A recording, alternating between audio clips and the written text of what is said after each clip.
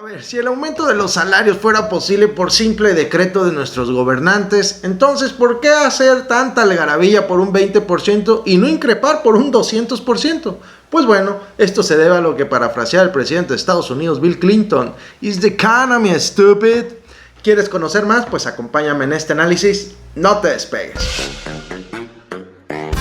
El oráculo político de Pedro Castillo Valdés. En 3 minutos. El reciente anuncio dado por el presidente de la República, López Obrador, respecto al incremento de un 20% del salario mínimo en nuestro país revive la discusión sobre cuánta injerencia debe de tener el Estado sobre la economía. Cuando por decreto se establece un alza, por ejemplo, del salario mínimo, lo único que se está creando es una ilusión, porque así como el dinero no se crea de la nada ni cae de los árboles, el salario de un trabajador no aparece en su cuenta bancaria sin que por lo menos este se adquiera, ya sea trasladándoselo al consumidor en el precio del bien o producto, en el margen de ganancia o en la reducción de los costos de la producción.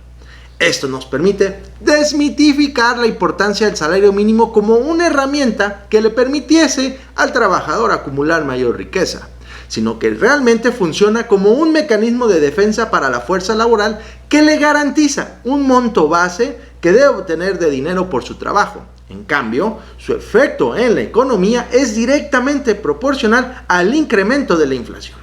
Dejando en claro estos preceptos, el que el salario mínimo aumente un 20% en nuestro país, como lo anunció el presidente López Obrador, se vuelve en primera instancia inflacionario y en segunda un absurdo, dado que el monto de 207 pesos que entrará en vigor el próximo año es un monto irreal. Primero, porque como lo hemos planteado, de algún lado debe salir ese dinero, pero segundo, y no menos importante, es que al tomar en cuenta la reciente encuesta nacional de ocupación y empleo del INEGI, esta determinó que solo el 24% de los trabajadores formales reciben un salario mínimo.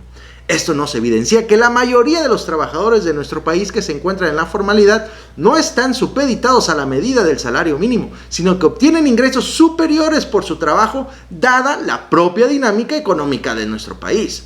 Ahora, si tomamos como referencia, por ejemplo, el país ubicado en primer lugar del ranking del índice de libertad económica, que es Singapur, podemos rescatar 3 aspectos importantes. Primero, que el índice de desempleo es del 2% en ese país. México tiene el 3.2%. Segundo, que el ingreso mensual más bajo de un trabajador en ese país asiático es de 2.900 euros. En cambio, en México es apenas de 250. Y tercero, Singapur no existe el salario mínimo y en México hasta ley le hicieron.